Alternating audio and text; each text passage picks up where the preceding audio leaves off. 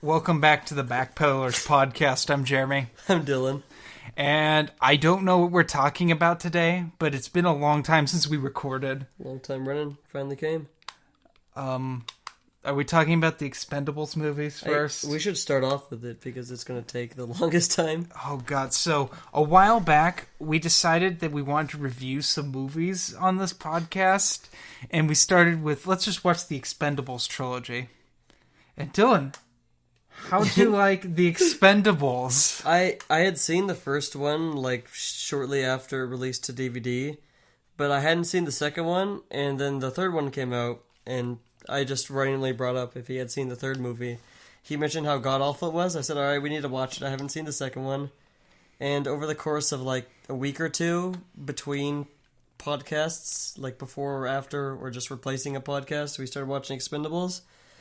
We watched the first one in one sitting, I believe, right? Just on its own? Yeah, I think so. It was much, much worse than I remembered. Well, first of all, we're not watching the theatrical version of it. We're watching Stallone's extended cut of the movie.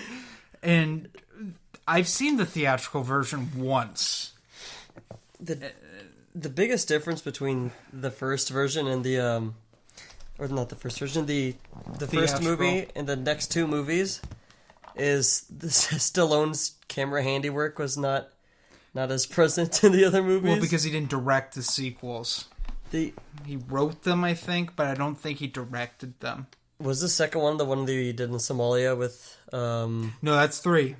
Which one was the second one? With Van Damme. I try to remember the second one. I can barely... Dog to me. We'll get to that. But let's talk about the first one.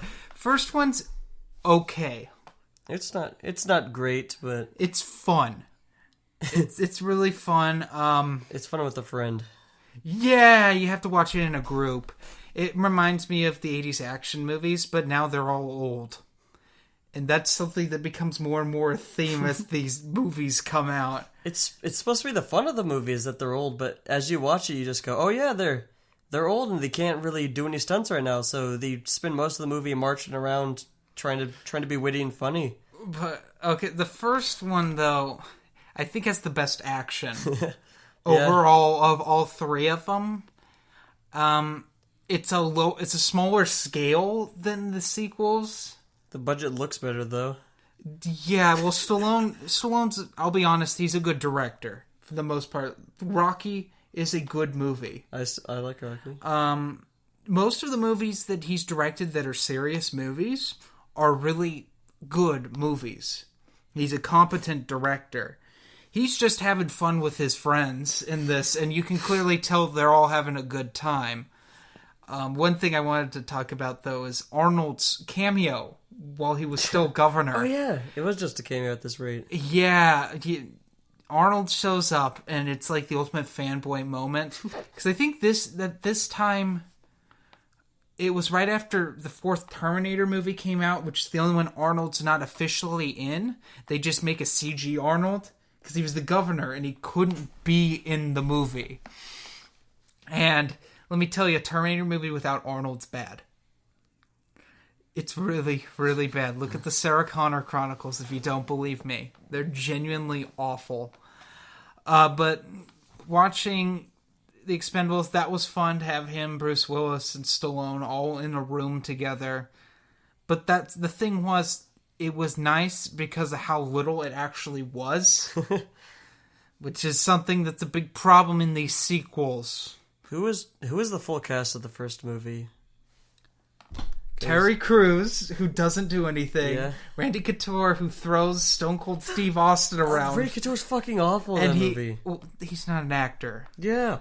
He talks about his quote-unquote queer ear, which is supposed to be funny, but isn't.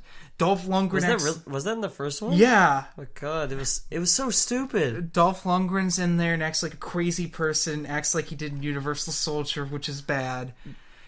Your favorite Jason Statham's in there. I fucking hate... Every movie Jason Statham is, I hate how he acts. Like, without exception. Jet Li is in there. Oh yeah, he was. This is the one where he does the most out of all the movies. Before he literally dived out of the movie. That's at the beginning of 2. That's one of the only things in 2 I remember right now is Jet Li jumping out of the movie. Yeah, he had a scheduling conflict or something. Who else? Oh, Stone Cold's in there. Bruce Willis is in there briefly. He basically sets up the plot. There's some other people, but they don't matter so much. Could be. There's some funny things we noticed. Oh, Mickey Rourke's in there. It's like drunk the entire movie. That was fucking god awful. There's a reason he's not in the sequels. He's genuinely just like the weirdest character, and he's like he runs their repair shop, and he's a tattoo parlor as well, and he calls everyone friend. There's something so weird about seeing him in the movie. It's like they were on set and he walked by and was like, "Oh, I want to be in this movie," and no director was around to stop it, so he just made up a line and took place of a character that wasn't supposed to be talked about. And like the whole thing with him that like makes me really laugh is he has this like serious moment that like Mickey Rourke was actually a decent actor at one point before he did too much steroids and looks like fucking Marv from Sin City, which he actually was. He looks like the comic book version of Marv. But like he's having like this serious moment, and Stallone looks bored at the scene and just walks away. Oh my god, he does just walk away. But why does that happen? I don't know. Well, let's get into the whole plot of Expendables now that we've just been talking about it. Yeah. Expendables, it's a group of mercenaries that go and do mercenary stuff. And they're the quote-unquote good guys that are bad. And in it, they go to this country that doesn't exist that's probably in South America, Central or South America. Because they're either speaking Spanish or Portuguese. I can't tell. I can't tell the difference. We're talking about like pretty much the entire movie. But they kind of hot girl is Stallone's. Girl? Oh my god, this is so racist. Stallone's love interest? Stallone's love interest who gets fucking waterboarded legitly. Oh yeah, she does. That's awesome. Convinces him to go back, and then they end up blowing things up and killing people. That's cool. And Stone Cold Steve Austin is the help. And some other guy that looks roided out that I didn't know who he was. That they fucking axe kick his head and break his neck. That was fucking weird.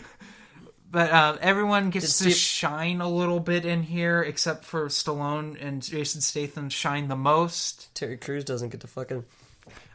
Terry Crews blows things up and screams for a little bit. My biggest problem, I only really noticed it towards the end of the first movie, and so we kept an eye for the second movie, is that Terry Crews didn't really talk that much in the first movie. Normally, when people hire Terry Crews, they want a big, lovable dude that you can laugh at and kind of be like, oh, this guy, he's like the most relatable, even though he's just this absolute monster of a man. I love this character. And he barely talks in the first movie at all. He doesn't really crack jokes. He's just in the background, like, nodding and reacting. He's the only one who does that. Everyone else is waiting for their line with the deadest face. Well, in the first one, Randy Couture doesn't really do anything. He has his whole thing about his cauliflower ear. And Terry Crews has his own thing where he explains how a shotgun has explosive rounds and can blow people in half. Exactly. And blow up towers and stuff. That's not quite Terry Crews. That's like all they do. Dolph Lundgren is kind of the betrayer and a bad guy just so Jet Li can fight Dolph Lundgren in a scene that's absolutely pointless. Yeah. That you think he dies, but spoilers, he doesn't die. Are you supposed to think he died in that scene? Yeah, I seriously think that was the point. He just gets the shit... He gets shot. And, oh, yeah, he does. That's fair. And he just smashes him around like a gorilla for a little bit, and then Dolph Lundgren says a bunch of things that aren't funny, and calls Jet Li Happy Feet. What? It just makes fun of him because he's short. What racist comment did he make about him? That's in 2 where we'll get into that. Like he just, I guess he makes fun of him because he's the only minority in there. I can't remember how the joke went, but it was very ill-timed. What are you, 5'3"? Bring it, Happy Feet. That's legit. That's dialogue in the movie, like straight up, just bad dialogue. Jet Li's whole thing is he's short and he wants more money because he's short and he has to work harder. I can't tell what's a gag and what's a character in the movie, and that constantly comes in the way. Yeah, it's just like, I don't know. Overall, it's an enjoyable movie. We didn't even mention Jason Statham's character. Jason Statham's character is that he has a girlfriend. That's his character. That cheats on him. Yeah, cheats on him. He just... Such a stupid scene. And he and Stallone go back and forth about it, and that's like their characters. Is it the end of the first movie or somewhere in the second movie when he drives to his girlfriend with a motorcycle? That's the first movie. Okay. Sees the guy that she's hanging out with, he like fucking pops him in the head or some shit? No, they go... Was he playing basketball? Yeah, he's like... Playing basketball, he takes out his fucking knife and he stabs the basketball and he just kind of takes off after that. Next time I'll deflate all your balls. Something stupid. Everything he said, I was complaining the entire movie about. Every time Jason Statham had a line, I would just hear him go, fuck. Whenever he's on screen, I was begging for him not to talk, because... It got worse as the sequels went on. It did. It made me wish for the first movie again. After it was over, I was glad. I was like, okay, we only have 2 more. That'll be a quick one. Out of 5 stars, what would you rate The Expendables? Just the first one? Yes. I guess I'd give it a 3 because it's not bad. You don't hate watching it. If you watch it alone, I think I would try not to turn it off and do anything else. I'd probably have to do something while watching it. I'd probably put it on and do clean your room or something, work out. I also give it a 3. It's a decent movie. If you want to watch an 80s action movie done in the late 2000s, check it out. So moving on to Expendables 2, which I saw on the big screen when it came out. I got really excited because I thought, ooh, let's watch some garbage. And the thing was, before I bought this movie, I'd forgotten how boring the middle of it is. So it starts off, they're in some fucking desert country. Is it? And they're driving around in a Humvee and they're shooting everything. Or is it like 2 Humvees? If we were discussing debating whether it's 2 or 1. Because it's hard to tell. Because one's coming around and like every single shot of this Humvee, there's something else written on like the side or the front or the top. There's all these stupid catchphrases and one-liners written on it. Not one of them sticks. It's just like they had to come up with something at the last. Like if someone handed you a gun and told you pretend you shot a guy that you've been trying to kill for like the last 3 years, you're in a movie, give him a one-liner and you'd be like, see you later. They're like, alright, we'll fucking spray paint see you later on the side. It's honestly, like, I couldn't remember a single one of these. They could have just taken all the one-liners from Tango and Cash and written it on this one, maybe 2 Humvees. One said, like, goodbye, baby, or something like that. One of them had... I can't fucking remember. So many were written down, and they give you shots that were supposed to make you look at it and go, ah ha ha, oh, these guys again, I love them, they're so playful. But you look at it, and you're like, what's that written for? Is there significance to this behind it that I need to remember? Did they go through something, and this is just telling you each character had like a point in writing something in the Humvee? Mm-hmm. It's just shit written on the side of a Humvee because they didn't know how to fill the scene. And they're driving around, and they're shooting everything, but the thing is, you can't tell what's going on because there's 15 to 20 cameras, and we're not even kidding, there's 15 to 20 cameras on this set, and they keep cutting to all of them because they have all these cameras, and they're getting all these angles that you just can't tell what is going on. This is where, at the point immediately in the movie, we're wishing that that Stallone had a hand in the camera work again, because in the first movie, I didn't really notice this until he pointed it out, but every shot, nearly every single shot... it's handheld. Yeah, it's handheld, and everything that's not the main focus is blurred, and then, like, they change the focus to something in the background. Like, every single time, any new angle is there. It blurs and then it focuses on a new object. Yeah, it's a defocus, I think, is what they call it. As soon as it happened, I would just be looking in the background for what we were going to see. And I couldn't look at what we're supposed to be looking at because it got to the point in the movie where he actually wanted to like film this thing in the background that was approaching, and so he just put a guy in the way so he could change the focus later. But this movie, like as Jeremy said, they had way too many cameras, and it did that Hollywood fight scene thing where like a guy will punch someone and he'll like spin around and hit the ground, and there's 6 camera angles by the time he swings. Yeah, his so fist they to can cover up that they didn't even hit him and that the choreography's bad.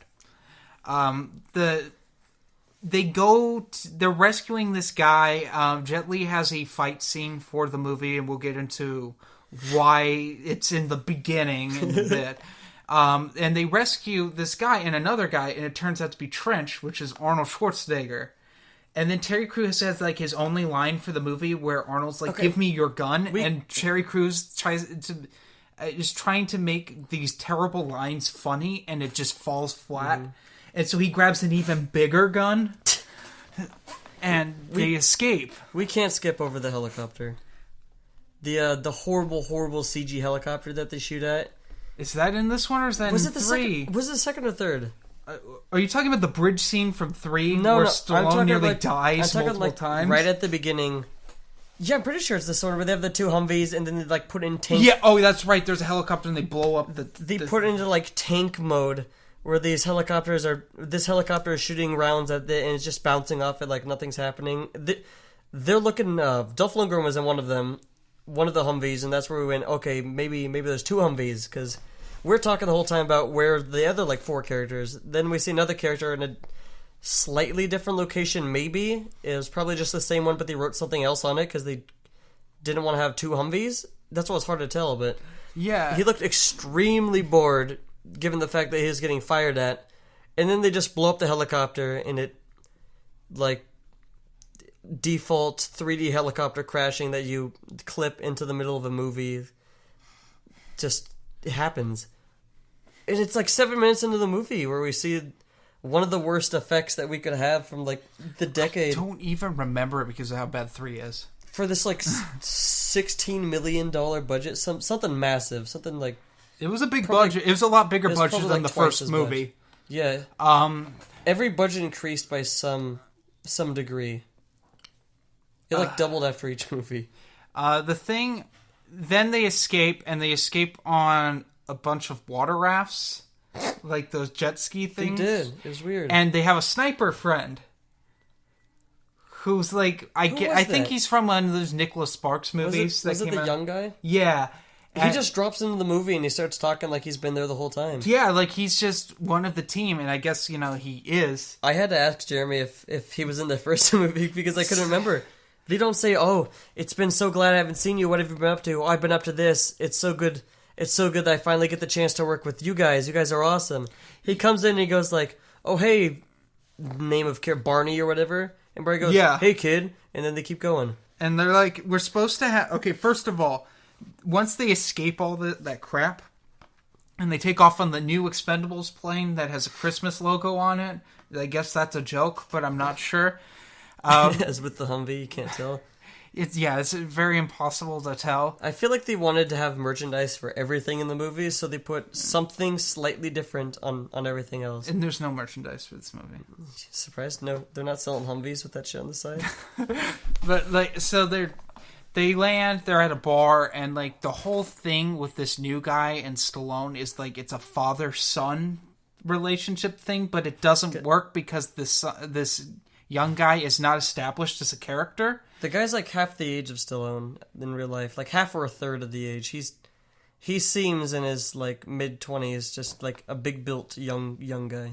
Yeah, and it's like he wants out. He's doing one more job so he and his girlfriend can have a happy ever after or whatever. It was drawing me out of the movie though, because I was looking at his age. I was remembering how old every other character was, and I was just starting to look at him as an actor. Like this super young guy against all these legends, as garbage as some of them may be, meaning Dolph Lundgren and especially Jason Statham, who have been in so many movies despite their inability to act. Well, they're mostly straight to VHS or DVD. Regardless, their face has been seen a million times, and then there's this guy who I don't think I recognize him from anything. I think he was up and coming at the time, and he wanted to do something different because he was a heartthrob thing for a quick minute there. I don't know. But they, meanwhile, I think they realized that all this drama stuff is boring, so they tried to spice it up with the Dolph Lundgren's actually a genius. Yeah. Which falls flat, and that's supposed to be a joke because he's crazy. Was he? What was it? He was like a mathematician. Something. He just interrupted a conversation with, "Look how smart I am. I'm gonna toss out a couple terms," and then they looked at him weird, and then they kept going with the movie. It's like they knew it wasn't turning out right from the very beginning. Yeah, and they try to bring it back, and then it falls flat and is supposed to be a joke. But we'll get into that. So, Stallone goes back to the plane where he runs into Bruce Willis, who doesn't appreciate that they killed the guy they were supposed to bring in alive. And he insists that they do this other mission for him in another country, so that way they don't get blackmailed or something. Was the third movie Somalia? Yeah, part of it. With Wesley Snipes? We'll get into that. That's gonna be the most of the talk. That's where all the meat is. So they go to this. They meet off with Stallone's next kind of love interest, I guess, who's not that attractive, but is played off like she's supposed to be, and she's supposed to be really competent, and then really doesn't do anything. And they go to this country to go find an airplane or something, and they run into the villain. The best part of the movie. Jean-Claude Van Damme plays the character Valon. He was a fucking creature. He is so fucking funny. He knows this movie is trash, and he straight up chews the scenery the entire time. I fucking love it. And he kills Stallone's would-be son, and it becomes this really bad, boring revenge plot. It is so fucking funny how he kills him. He's holding... one of his goons is holding a knife to his chest. Which is it's the knife that Dolph Lundgren gave Jason Statham in the first movie, which is this giant Bowie knife. It's fucking huge. It's a Bowie knife. And on Dolph Lundgren, it looks like an average knife because of how gigantic he is. Pocket knife. And then, fucking Van Damme's goon, the one that Jason Statham's gonna fight, because Jason Statham's the other big character because his girlfriend's back, who's now his fiance, and is annoying and no one likes her. Yeah, which is a plot line that they just forget in this movie. The goon holds up the knife to this new guy's chest, and Van Damme does a roundhouse kick and kicks the knife into his chest and kills him. And it is so hilarious. The music in the background plays it off like you're supposed to be like, okay, they are going to let him go. I didn't expect this. They're deciding whether they're like... The characters are trying to find out if they're going to kill him or just keep him in prison. So they're trying to work something out. So I'll work for you. You do this, and you let him free. And he's like, yeah, okay. And then he just fucking roundhouses him with this giant kick on this giant knife on this poor tiny little dude. And it plays this heartache music as everyone's voice starts to become overtaken by the music, and Stallone's running up, no, coming over caressing this poor guy, trying to get the last words out of him. But the characters never had... They had literally that one scene together, and that's it. They didn't go over the good old days or what they're going to do in the future afterward. They basically wished each other luck and said, all right, time for that last mission. And by this point, you already know he's going to die because you don't know him, and he's talking about his final mission. they're not going to introduce a character for 10 minutes and then he leaves unless they're talking going to kill about him. Invisible Girlfriend, where he gives her this love letter or something. Yeah. And Stallone takes the letter and he's like, we're going to kill this guy or something. And so they go and they hunt down Valon because he has a nuclear weapon. There's some kind of like... That was the movie like The Big Mine, right? Yeah, and Valon's making all the men in this little village work themselves to death to find this nuclear missile from the Cold War or something. Some ambiguous threat. But it doesn't really pan out to anything. They establish it, but they don't make anything else of it. Oh, we forgot to talk about how Jet Li leaves the movie. It's the timer. Oh, fuck yeah. We just skipped right over it. Before they go on the last mission, Jet Li leaves with the guy they rescued that isn't Arnold. And it's like... It was just some guy in a room, and it was like... Yeah, that they were paid to rescue. Was it like the Prime Minister of Japan or something? Something fucking crazy? One of the Asian countries or something. I don't know. It didn't matter. And Dolph Lundgren says, "Who am I supposed to talk to?" And Jet Li's like, "I guess you're gonna have to pick another minority to bully." He says that, and then jumps out of the airplane. And I think Trench jumps out with them, but Trench ends up coming back. Trench being Arnold Schwarzenegger. Yes, he does come back. I can't remember if he jumps out.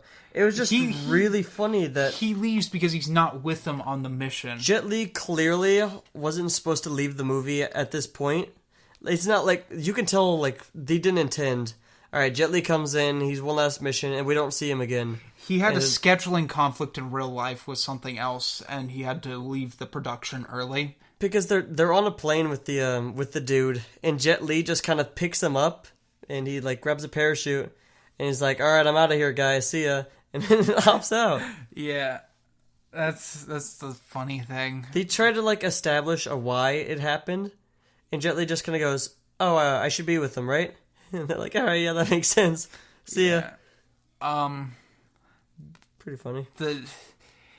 Eventually, we get to this one of the funniest scenes in the movie. The movie's not supposed to be funny. At all. Well, actually, we'll talk about this. They're holed up in some deserted town, and they're being attacked, and this unknown force stops everyone. By this point, I think Terry Crews has said one line, right? Yeah. Well, he's the only one, when they've been in scenes where everyone's in the background, he's the only one that looks around. Yep. Everyone else just stands like a statue. When they were, what's his name again? Van Damme's character? Valon. When Valon is explaining, like, how he's got this hostage and he's got this guy that they need them to deal with, etc. You know, just grazing over everything. Everyone's staring directly into his eyes with, again, just dead, completely blank looks. You could tell Jason Statham didn't have a line because he was just looking at his feet for most of the time. And you see Terry Crews, he's sitting there and he's moving around. He's like putting his hands on his hips and his like eyes are going wide and he's making faces.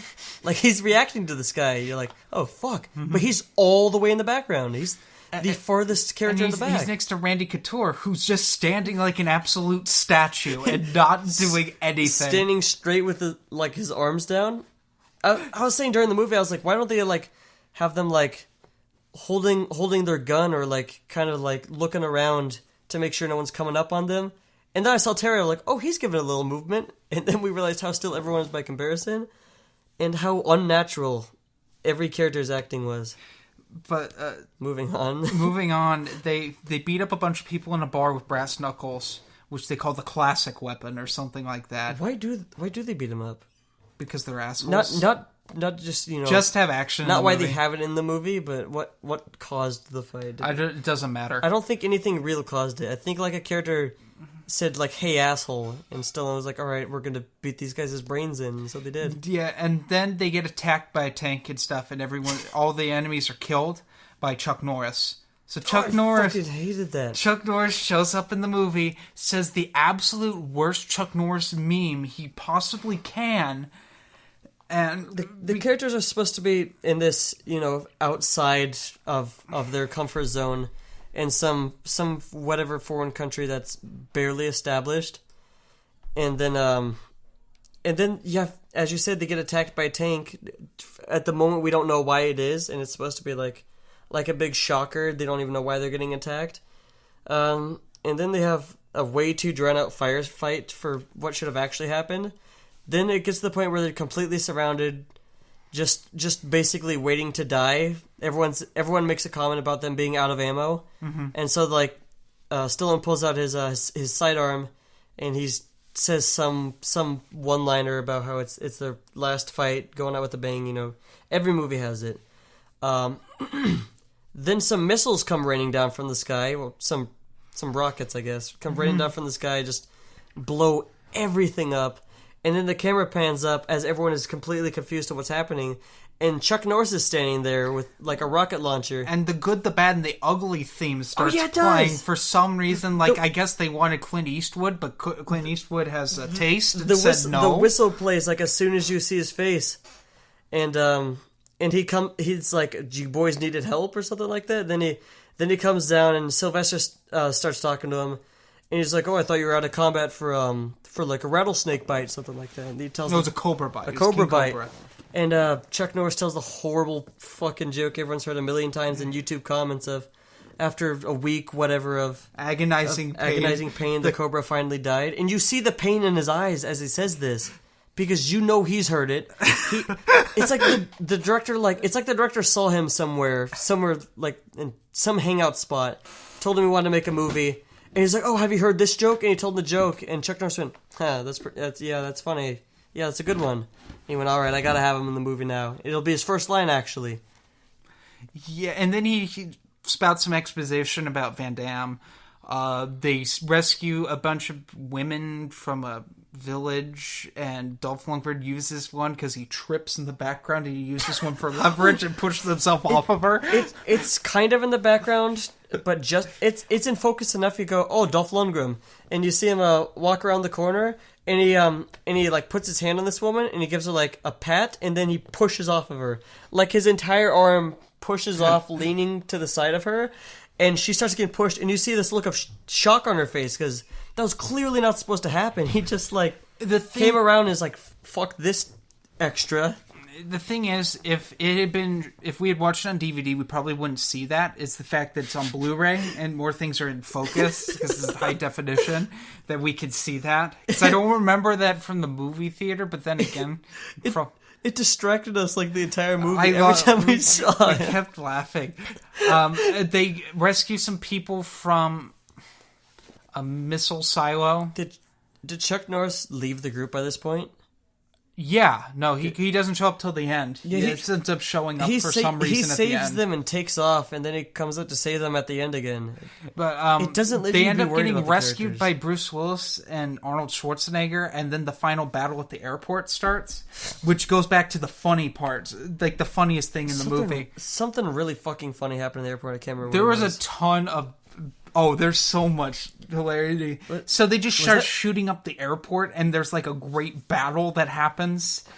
And Arnold and Bruce Willis end up driving a smart car, which were new at the time. It was just a straight up occupied airport, and they had a bunch of people walking around, and then they had the goons and the main characters just enter a firefight with almost no build up. It just showed the airport. They walked in, firefight. Yeah, and this is the climax of the movie. So you have Randy Couture, Dolph Lundgren, and Terry Crews are in the background fighting, along with the woman character. Bruce Willis jumps in at some point during this. Oh no, right? he's with Arnold though, and Stallone, and they all end up being in a group together. Chuck Norris is by himself, like giving sniper cover with a machine gun. Yeah, it's stupid. And he's walking very slowly and mowing everyone down, and no one's hitting him. It's ridiculous. He didn't look like he was having fun at all. Arnold and Bruce Willis end up being caught in they end up getting caught in cover or being pinned down, and Arnold's like, "I'll be back," and then Bruce Willis is like, "You've been back too many times. I'll be back," and he like runs off, and then Arnold just kind of looks at the camera, is like, "Yippee-ki-yay," and I'm like, "Oh my god!" And at this point, when I saw it on the big, what fucking happened on the big screen, these old men that were sitting in front of me just started busting up laughing, like this was the funniest thing they had ever seen. And I'm was that written into the script? I don't know. Probably. Because he looks like directly at the camera and says "Yippee-ki-yay," and he's like, and they leave it for a second to let it sink in. And like Stallone, Jason Statham splits up and he ends up fighting the goon that's like Van Damme's second in command and beats him up with brass knuckles and knocks his head into a helicopter propeller or something and cuts it off. That was fucking stupid. It was really bad looking. He punches him and goes like flying back, taking like Mortal Kombat when you get hit in the head like 6 steps backwards, and it just hits the propeller and just blows up. And then the grand event happens. Like an Evil Dead Stallone and Van Damme fight. It is beautiful. It is strangely exciting. And like Van Damme runs out of ammo and just says, "I'm out of bullets." And Stallone has the comeback of, "That's your problem." And then Van Damme's like, "Not really," because I've watched this scene so many times because it's so fucking funny. And like, he taunts Stallone with the knife that he just keeps on him, and he throws all of his weapons away, and Stallone throws his weapons away, and he's like, "You want to man up? I'll man you up." I don't even know what that means. And he takes his beret off and throws it, and then like they charge at each other, and Stallone just starts legit punching him. They're actually beating the shit out of each other. It's fucking amazing. But then we get to my favorite part when Van Damme gets a jumping spin sidekick and kicks Stallone in the face and like knocks him on the ground, and Stallone has no damage at all. And Stallone gets back up. He's like, "Come right up," and Van Damme. It's like the same. They take the same scene of him getting kicked in the face. Oh yeah, he does. He actually just does it again. And then Stallone like tackles him, flings him into a locker, and just start punching him in the face. And Van Damme's like spitting up blood. And Stallone's like, "That tastes good." And then Van Damme says the funniest line I've ever heard in any of his movies. He says, I think it's talking to me, but it doesn't sound like a human being. It's like, "Talking to me. Talking to me." And it sounds like a velociraptor. He held out the word that it's probably me for that long.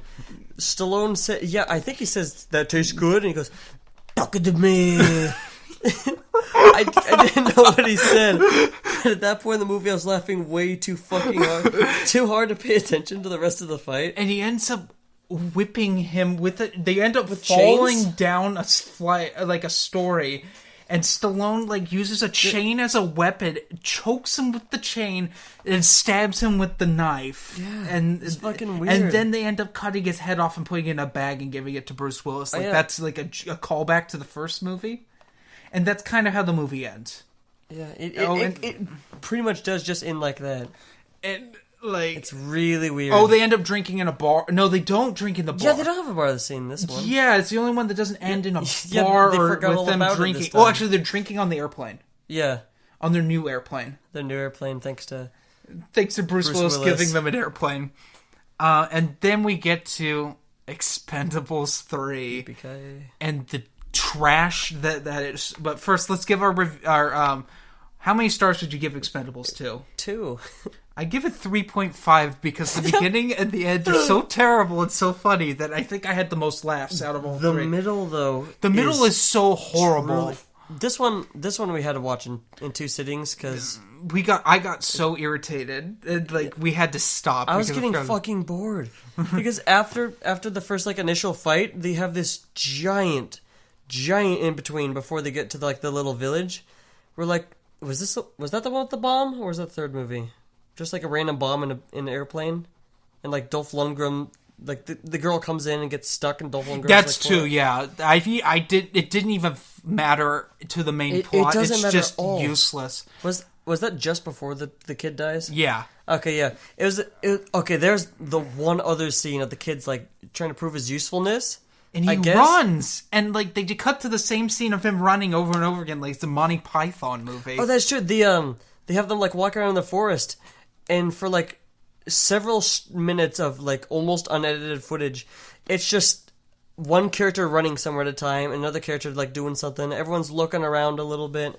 Character starts running again. The kid just kept fucking running over and over and over. But I think it's the same scene over and over again. I think so. I can't really tell. I feel like it's just a bunch of different angles of him running up the hill and not getting tired. And then everyone looks at him not getting tired, and they're like, "Whoa!" And they just keep going on with it. But then they see an airplane on the ground, and they try to gains some sort of sensitive information, and so the woman comes in and she like enters. I don't exactly know what it's the missile codes for the missile they're digging up. Yeah, that's the missile right. codes. But like it's like an intense scene, and you know that it's going to be successful, and you don't really care. She like walks into this room, and like the doors like slam shut behind her for whatever reason, some weird security thing, and then like she's trying to get the codes before like it fucking explodes because it's a movie. Everything has a self-destruct code. Nothing intel can't be gathered without some sort of stress behind it has to be directly related to the scene. It can't be about the information itself. Nothing important can be just given from that. It goes, oh shit, we've been going after the wrong guy. No, it'll explode. And so we have this ridiculous, like, all yellow sci-fi, like, Matrix-looking sequence of just all these numbers going up on the screen as the kid has this device that he's just staring at the entire time. While at the same time, every big muscle man has like a grip of the door, and they put like a rope or something behind it. I can't remember. It doesn't even matter to the overall plot. They're like pulling each side of the door so it opens so that she can dive out at the same time that the bomb doesn't go off. And the tension is so confusing as to why this scene's even happening that it's just a mystery. And you know, of course, the scene just kind of ends, and then they leave it, and then it's like, oh, there's Van Damme. And then it goes on. All right, let's get to 3 real quick. That movie's boring. So we watched the 3rd unrated director's cut version because the theatrical version is dumbed down to a PG-13, and it is horrible. How do you get a PG-13 of the 3rd movie? They take all the blood out. Well, I guess so. Everything was fucking CG in the movie in the first place. So in the 3rd movie, everyone except for Terry Crews and Jet Li, because Jet Li's not part of the team anymore at this point, I guess, are busting Wesley Snipes out of a prison train, which in itself is just ridiculous.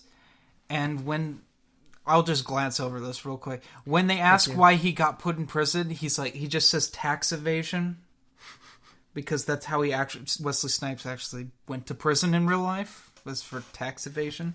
It's the only line that's kind of funny in the entire movie. Yeah. It gave me hopes, because you explained that like as it happened. I was like, oh fuck, I didn't know that. That's hilarious. They then go to Somalia, where Terry Crews has just been hanging out there being pissed. And Terry Crews actually has lines that are kind of funny. Yeah. And kind of more like Terry Crews. And then they run into Mel Gibson, who was an original Expendable, and We're going to have to talk about Mel Gibson for a long time in this movie. He is a gem in this movie, because he's the only one trying. He is absolutely the saving grace of this movie. And the movie's not saved.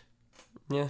Well, he did his best to be the saving grace. He shoots a missile at them, and Terry Crews gets horribly injured, and you think he's going to die. Thank you for glazing over it, because I'm remembering so much stupid, unnecessary shit they did. So many like ladders they climbed, and so many catwalks they walked. Oh, I don't even remember. So many people in the shipyard that they were just taking shots at, or like trying to avoid being seen by.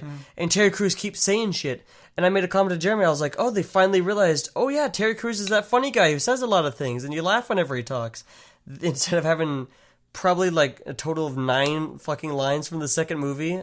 That probably is an exaggeration. I'll find a script and find whatever his character's name is. What is his name? I don't remember. Everyone has a horrible fucking name. I don't know. It doesn't matter. But, like, he ends up in the hospital, and then we get introduced to Harrison Ford, who's replacing Bruce Willis, because Bruce Willis didn't want to do a third one because he wanted too much money. I want to briefly mention the missile. They're just standing here, like, next to all these, like, shipping containers. They shoot this fucking giant missile at them, like this fucking bunker buster. When they shot it, I was like, this is gonna wipe out the entire fucking, like, shipyard. How are they gonna live? They hop into the water, of course. They hop into the water that's right next to them. The missile blows up. You see just fire coat everything above them. The explosion just carries on. And you have this overhead view seeing all these storage containers like hundreds of yards away, just totally fucking wiped out. Just black, everything on fire. And then the characters come out of the water. And they're like, "Ooh, that was almost dangerous." And then Terry Crews like couldn't make it to the water in time. Was that the thing? Yeah, he got he caught in the explosion, and he ends up just getting flung out there. Yeah, he gets fucking blasted, like slingshotted into the water. And so they go over, they swim, and they put him back onto the land. And the fact that he's not in pieces is weird. But the thing is, Doc, that's Wesley Snipes' character. He's the medic. Oh yeah, he stabilizes him. They put him in a hospital, and Stallone gives him his luck ring, I guess, so he can.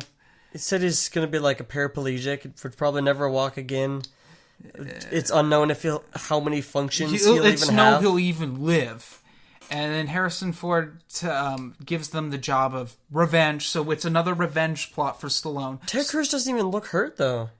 He's on a respirator. Yeah, that's the thing. He's in a respirator, and they like dirtied him up. So like Stallone fires all of his team, and gets a new younger team. Which he does. There's the computer hacker who's also a mountain climber. There's a guy who rides a dirt bike who looks like the werewolf from Twilight. It might have even been him. I don't know.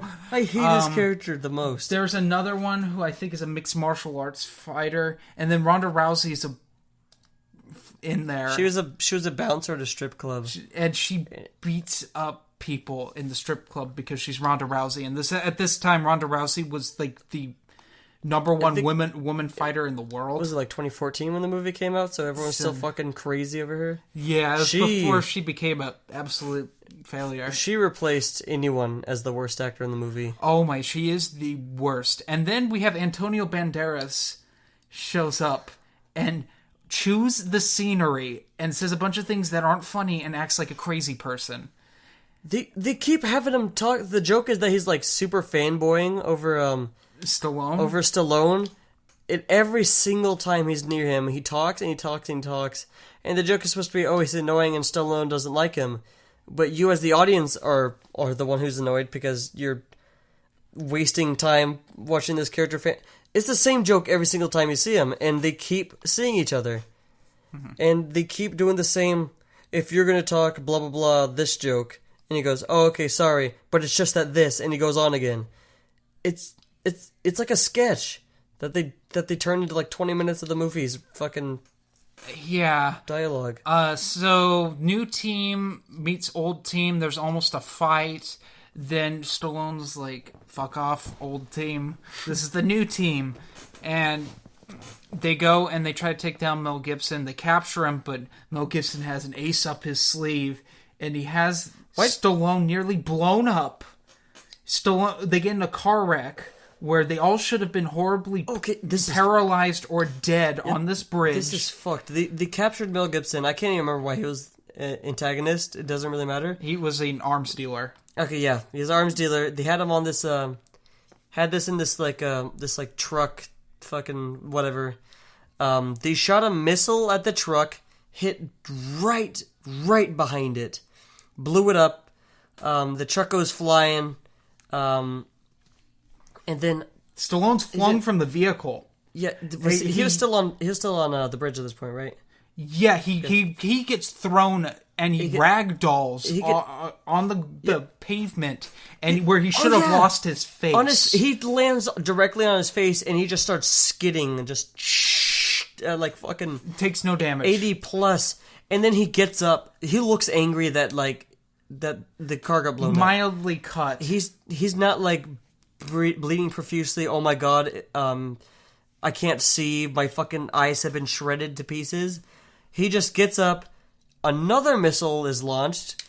This time it lands right next to Stallone, and he gets just fucking annihilated, like he was shot by a cannon, just off the bridge. He falls hundreds of feet, massive bridge into a lake where he should have splatted he falls into a creek. Yeah, it's not even deep. It's not, and because he floats with his armor on and his guns.